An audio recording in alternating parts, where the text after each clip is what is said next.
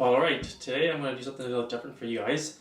I've got my Excalibur Dehydrator here. It's the 4 tray, and the thermal fuse on it has blown.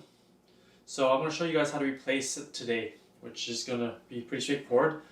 I've had my dehydrator for probably about 10 to 12 years, I would think.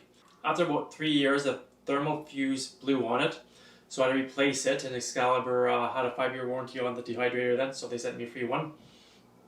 But I've had it for about, like I said, 10 to 12 years, and it's lasted quite a while, and they do go because it is a fuse, so I expect it to go. They were $10 from Excalibur. So I got 3, one for mine, one for my brother's because his blew, and one for backup, so I don't have to pay for shipping again next time it goes. Hopefully it won't go for another 4 or 5 years. If you guys are looking for Excalibur Dehydrator, I really highly recommend them. They have the fan in the back, and it blows the air to the front, the warm air to the front, and everything dries evenly. Unlike the round dehydrators, if you guys have those, they blow from the bottom. You're always having to rotating trays, and it's not as efficient as Excalibur here. I've got a link in my description to a place in Toronto called Upaya Naturals, and it's my affiliate link. So if you guys are looking for anything like Excalibur dehydrators, juicers, anything health related, hit the link and go check out what they have. So what we need to do first is take the front off, take all the trays out so that they are not in the way.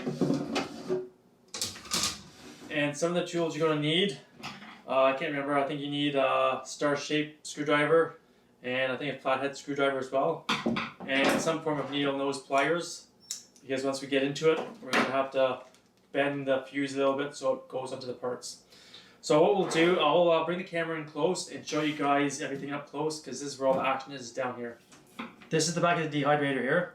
My brother's is broken on the one side, but there's 2 screws on either side which we need to take off. And they're the star-shaped. So that comes off nice and easy. I'll set that to the side for now. And next what you'll see in here is this little motor in here and the back plate. So there's 6 screws that we need to take off here as well. So I'll go ahead and take those apart.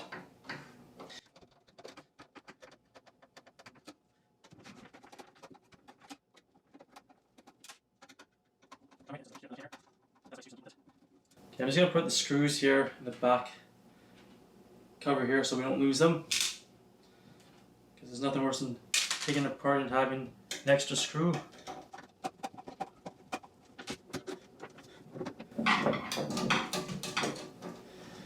And these screws seem like they're stripped here, so they'll just pop out. Okay, now that we have the screws out here, what we want to do is take off the dial here, the temperature dial, and you want either a knife or a flathead screwdriver, and you just gently slip it underneath and just get a little bit of a pop up here, and it should go nice easily. Don't want to pry it too hard. Here we go, so it's off. We'll set that to the side, and you'll notice that that's still sticking up, so when we take the back plate off, we'll just manipulate it so we can pull it out.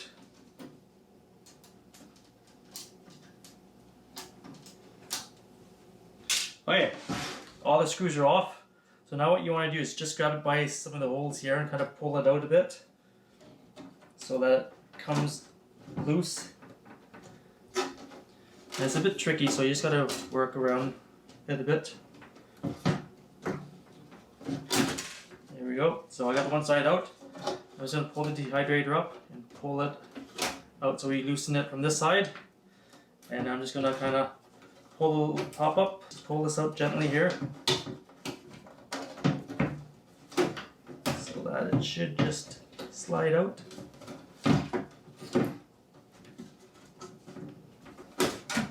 There we go.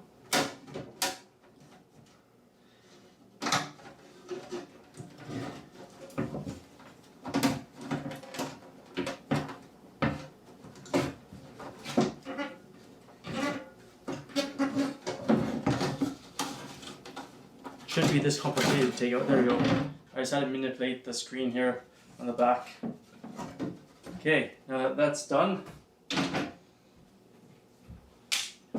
what we have here now, and his is all broken too, so that's part of the problem. So what we have here now is a fan in here, and this is a little fence here that blocks any food when you put it in from hitting the fan. So we just want to take out the screws on the side as well. I think there's this one only has 3, 4, and so we'll take those ones off so we can take the screen off.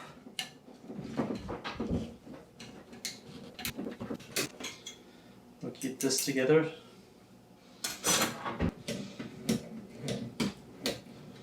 I'll try to take a screwdriver. I think that was a bit too small. No. I think they've been in there for so long, they've never been taken out, so they're a little trickier. There you go, just gotta apply a little bit of pressure. It should come out.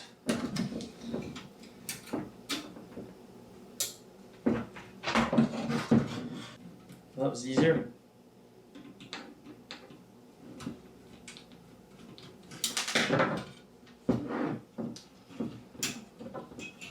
Okay, this side one's been a bit tricky. The screw's almost stripped here. So I'm gonna, there we go, we got it. Just had to apply a bit more pressure to it. Okay, so on the bottom here, the screen's got a bit of a hole for the thermostat dial. So there we go, that is off. So what's left in that package here is you've got your fan, so we can pull the fan off. That just pops off nice and easily. Just press on the top here. It should just come off. So this is the thermostat fuse right in here. And what this does, it gets the elements here to heat up, and this is where the heat comes from, or from these elements here, which flows into your dehydrator. So what we want to do is take this thermal fuse off here. It's pretty easy. We've got these two, actually it's just this one here. This is one nut here, we just loosen up and it should pop off nice and easy. So I'm going to use needle nose pliers for that.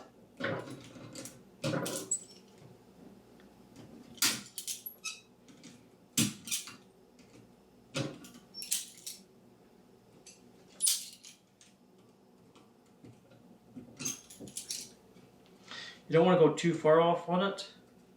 Okay, that's done. And I'm not sure if you can see it in here, the thermal fuse connector on the bottom is your flathead screwdriver. It's kind of funny they have different screwdriver for that, or screw for that one, but we'll pop it off here. We'll come in through the bottom here. It was a bit tricky last time I did it. Okay. So now we should just be able to pop it off here.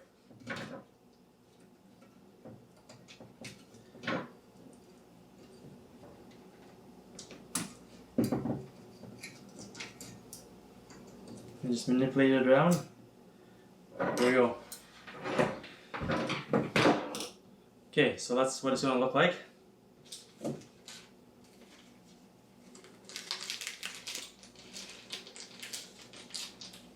Be back in just a second here.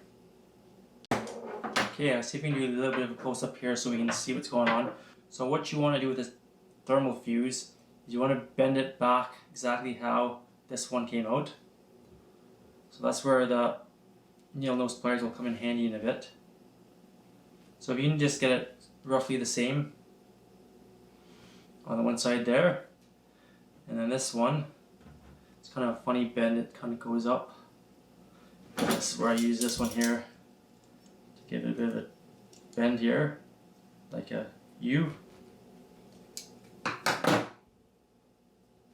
So it's pretty close to what it was, just like that. Perfect, so that should be great. I'll pull this over here again.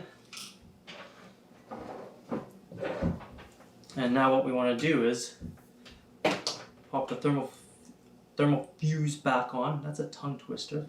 So I found last time when I put it on, it's easier to put it on the bottom one first, where the screw is, and then it should manipulate itself a bit easier to pop it up there. So we'll put this one on here. You might have to bend it a bit to get it under the screw. And now that it's on, I'm just going to use the needle nose pliers to push it underneath the screw quickly. And we'll just lock it into place here. Okay, that's on. And now this one we might just have to twist it a little bit here. And what happens is you pull this bolt out a bit.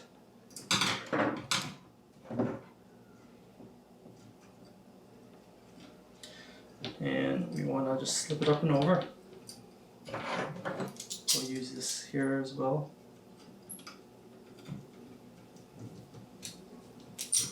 I have to loosen the bolt off just a bit with a nut.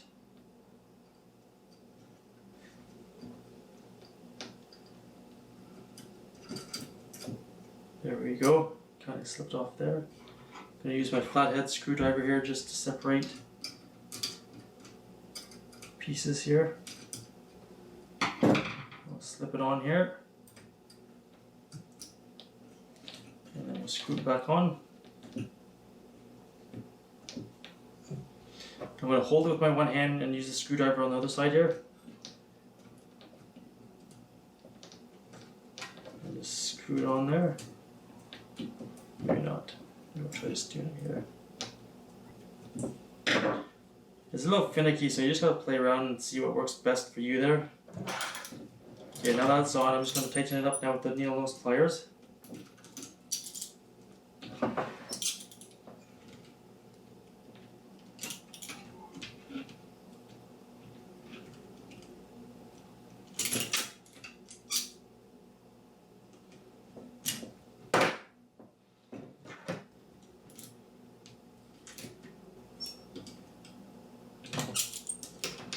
Still tricky with these pliers, should have grabbed better, because if you had a ratchet too, that would work well. So I've got this on. I'm not going too tight, I'm just going so it's on tight enough, but not too tight. We'll check down here, this one looks good here. So that should be good to go. Now what we need to do is pop the fan back on here. So it's a pretty straightforward, simple process to do this. You just gotta line up so that the shape lines up. There we go. And what I like to do too, quickly, is plug the fan in. Make sure that the fan is on the right way. It's blowing in. And I can feel the heat already. I can smell some of the heat burning off. So that's doing what it's supposed to do. And we can just turn this and it'll increase, decrease the heat. Perfect, so that's working well. Now it's time to put it back together again. So, just like we did, reverse order. So wait, we need to put the screen back on here first. So just place over gently here. And we'll get these screws here. One on the top.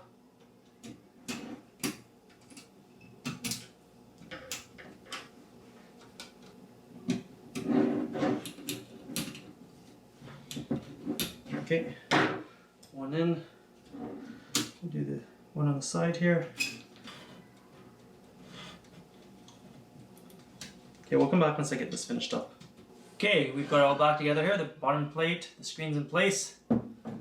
And we will bring over the dehydrator box. So same thing when you put it back in. We want to just put the thermostat dial under so it fits in there. And this is a little tricky, this one here. I don't know why mine slipped in better than this one here. So forgive me for being a little bit of a sloppy here. Take it nice and easy. There we go, went in nicely there. And you just want to make sure the cover slides back into the grooves there, on the side there. And as well on this side here. Okay, so reverse order, pop the screws in.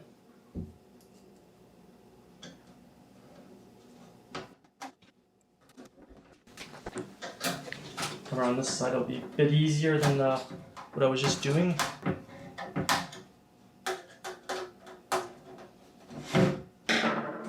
try this bigger screwdriver.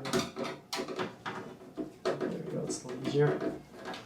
Use the right tool for the right job.